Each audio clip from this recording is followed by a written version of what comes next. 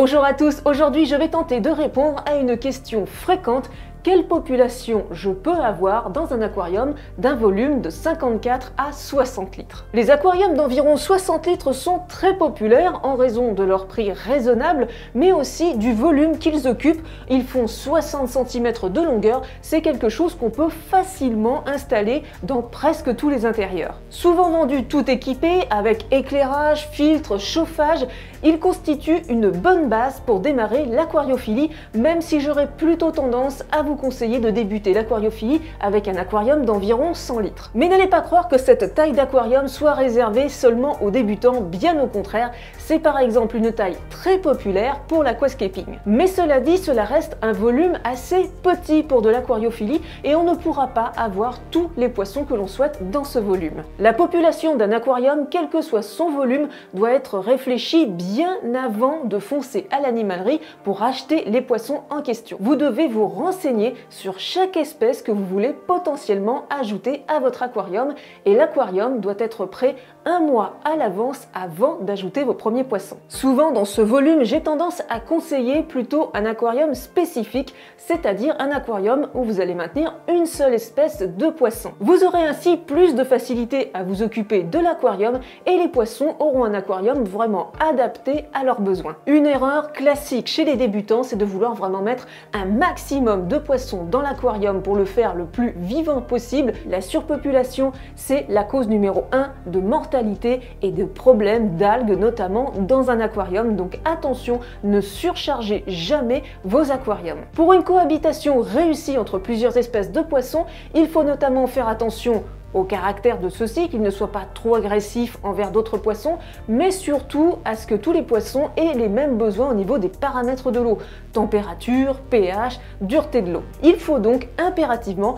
passer par la case apprentissage et regarder, noter les besoins de chaque espèce de poisson pour voir si elles sont compatibles. Un premier conseil que je peux vous donner quand vous choisissez la population d'un aquarium de 50 à 60 litres, c'est de choisir des poissons de petite taille, bien évidemment, de moins de 4 cm pour les poissons de banc. De même, et c'est très logique, choisissez également des poissons calmes et non agressifs qui ne sont pas trop territoriaux. Afin d'avoir un aquarium équilibré et intéressant à observer, je vous conseille d'opter pour une espèce de poisson de banc, donc qui va se déplacer en zone médiane et en surface, et une espèce qui va se déplacer plutôt soit sur le sol, soit proche du sol. D'autant plus qu'on peut également ajouter des escargots dans les aquariums de 60 litres et on peut également avoir des crevettes suivant la population de poissons que vous avez. Alors pour vous aider et vous orienter un petit peu dans le choix de votre population, j'ai réfléchi à quelques populations types qu'on peut correctement faire vivre dans un aquarium de 50 à 60 litres. Pour commencer, si vous souhaitez avoir un aquarium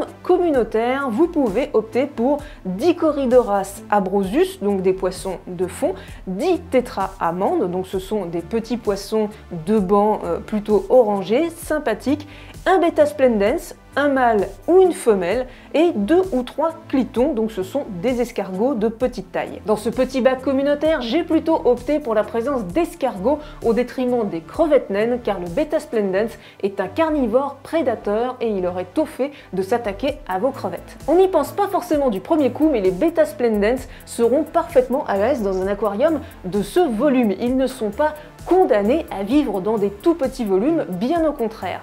Ensuite, si vous avez une préférence pour un aquarium plutôt de type amazonien, vous pouvez opter pour un couple de Microgéophagus ramirezi accompagné de 6 à 10 Pristella maxillaris et d'un ou deux Assolens pixie. Dans ce bac amazonien, là encore, j'ai opté plutôt pour des escargots car les ramirezi sont des prédateurs de crevettes. On ne va donc pas ajouter de crevettes dans ce bac. Si l'Amazonie c'est pas trop votre truc, on peut également partir vers un aquarium de type asiatique. Dans ce cas, je vous conseille d'opter pour 12 Microdévario cubotae de petits poissons de banc, un gastromyzon, un poisson qui se déplace principalement au sol, et 6 Caridina multidentata, les fameuses crevettes japonica.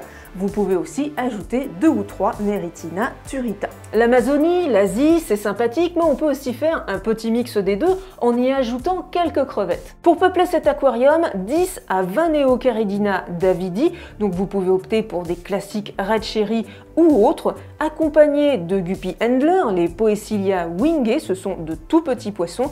Commencez avec 1 ou 2 mâles pour 2 à 3 femelles, c'est suffisant, ça se reproduit très vite. En 1 mois ou 2, vous aurez doublé votre population. À cet aquarium, vous pourrez même ajouter quelques Caridina multidentata, vous pouvez en ajouter 2 à 4. Avec cette population, il va quand même falloir gérer des reproductions. Donc si vous ne voulez vraiment pas gérer de reproduction, il suffit tout simplement d'opter uniquement pour des Guppy Handler mâles. Vous pouvez en prendre 10 à 16 très facilement dans ce volume. Et pour mettre vraiment l'accent sur les invertébrés dans cet aquarium, vous pouvez ajouter quelques escargots, par exemple 3-4 planorbes qui auront tôt fait de se reproduire et de vous fournir une population de petits escargots bien sympathiques dans votre bac. Pour ceux qui trouvent que les planorbes c'est assez commun, sachez qu'il existe maintenant des planorbes bleus, des planorbes roses, donc ça fait une couleur assez originale pour votre aquarium.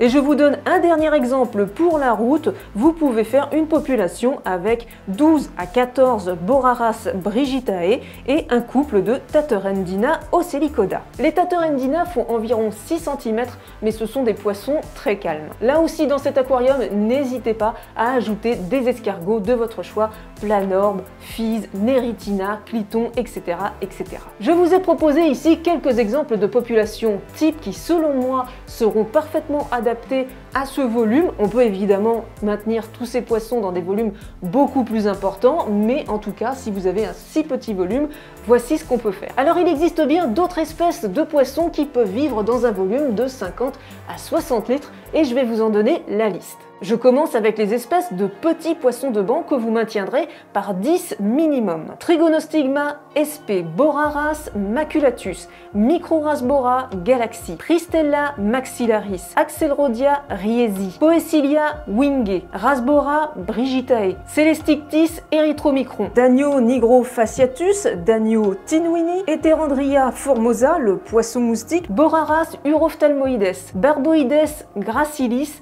tétraamande. Il y a également de petits poissons qui vivent au sol qu'on maintiendra par 6 individus minimum, Corydoras pygmée, Corydoras ambrosus, Corydoras astatus et Otocinclus affinis. Ces petits Corydoras et les Otocinclus pourront vivre avec d'autres petits poissons calmes sans aucun problème. Si vous aimez faire de la reproduction de poissons et que vous aimez les challenges, vous pouvez vous orienter vers la maintenance et la reproduction de Killies. Alors attention, les Killies, il en existe plus de 800 espèces et elles sont toutes assez différentes, elles n'ont pas toutes les mêmes besoins, certaines sont très délicates à maintenir, donc attention aux Killies que vous allez choisir, mais un aquarium de 50 à 60 litres, ça peut être très bien pour faire de la reproduction, pour faire grandir les jeunes, pour maintenir et faire reproduire avec succès des Killies, un aquarium spécifique est grandement recommandé. Si vous êtes plutôt débutant avec les Killies, je peux vous recommander le Notobranchius genteri. On peut citer l'Aphiocémion austral, le Cap Lopez, l'Epiplatis annulatus, le Killiclown, le Funduloponchax amieti,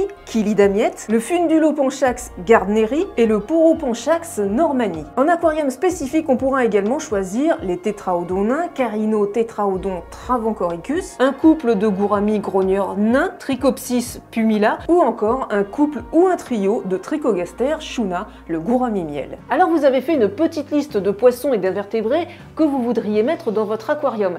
Et la question va se poser maintenant, combien je vais en mettre? Alors, ne pas surcharger l'aquarium, ne pas faire de surpopulation, c'est très important.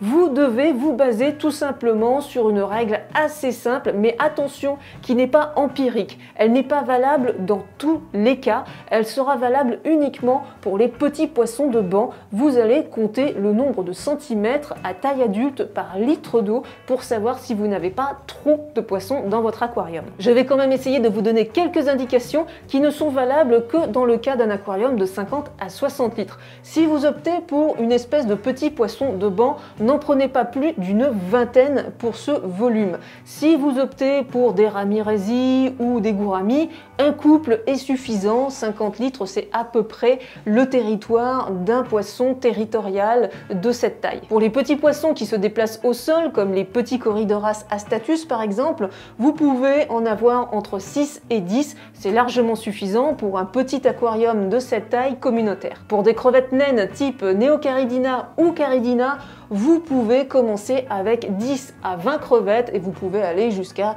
50 à 60 crevettes dans ce volume, c'est pas problématique. Pour des crevettes un peu plus grandes, type Japonica, la Caridina multidentata ou type Athiopsis, vous pouvez en mettre un maximum 6, ce sera très bien. De cette façon, elles auront toutes suffisamment d'espace pour trouver des petites algues à manger sur les décorations. Ensuite, pour des escargots de type Neritina ou Cliton, pas plus de 6 dans ce volume, ça me paraît très bien. Pour des physes ou des planormes, vous pouvez aller jusqu'à 20 ou 30 sans aucun problème. Ce sont de petits escargots, il suffira de temps en temps de réguler la population. Alors je vous ai dit qu'il fallait choisir des poissons de petite taille. Et bien souvent, on va faire l'erreur de mettre par exemple des néons bleus dans 50 à 60 litres ou encore des Danio-Rerio, ce type de poissons qui ne sont pas très gros, c'est vrai, mais qui sont quand même de très bons nageurs, très vifs et qui ont besoin d'espace de nage. Donc certains poissons, même s'ils sont petits, ne sont pas adaptés à des petits volumes comme celui-ci. Il vaudra mieux opter pour un volume de 100 litres, 120 litres, voire plus. Il y a également tous les guppies, platies, mollies qui se reproduisent beaucoup trop rapidement pour pouvoir être maintenus correctement dans un aquarium de ce volume. Au bout de 3 ou 4 mois, l'aquarium est forcément surpeuplé, donc on va éviter ce type de poisson dans un aquarium de cette taille. Vous pouvez éventuellement opter pour des guppies, mais à condition de ne maintenir que des mâles pour ne pas avoir des reproductions effrénées dans un si petit volume. Et puis évidemment, tous les grands poissons de plus de 8 à 10 cm à l'âge adulte n'ont pas leur place dans ce type d'aquarium. Donc oubliez les loches clowns, les scalaires, les discus, les poissons rouges, les Plecostomus, même les ancistrus quand ils sont petits, ça peut aller, mais ils vont grandir et ils font plus de 10 cm à l'âge adulte. Donc tous ces poissons là n'ont pas leur place dans ce type d'aquarium. Dans cette vidéo, je n'ai abordé que le cas de l'aquarium d'ornement, c'est-à-dire un aquarium qui est là pour être joli, qui est là pour être admiré, où vous pourrez regarder le comportement des poissons tranquillement dans votre salon ou votre salle à manger. Mais bien évidemment, un aquarium de cette taille, ça peut aussi servir plutôt utilitairement pour faire de la reproduction. On peut y placer un couple de poissons pour les faire pondre, on peut également s'en servir de bac de grossissement. Donc dans ce cas, eh bien, on n'aura pas de décoration le plus souvent et ce sera plutôt un bac et pas un aquarium. Voilà, j'espère vraiment que cette vidéo vous sera utile pour le peuplement de votre futur aquarium. La cohabitation des poissons en aquarium, ce n'est pas un sujet facile à aborder car il y a des centaines, voire des milliers de possibilités, de cas, de faisabilité. Donc c'est vraiment compliqué de vous résumer tout ça en une seule vidéo courte, concise et construite. Donc j'espère vraiment que j'aurai réussi en tout cas à vous informer un maximum et à éviter des petites catastrophes avec des cohabitations qui se passeraient mal ou des aquariums qui poseraient des problèmes. Et c'est tout pour moi. N'oubliez pas de liker la vidéo si elle vous a plu et qu'elle vous a été utile. Et je vous dis à très bientôt pour une nouvelle vidéo. Bye bye!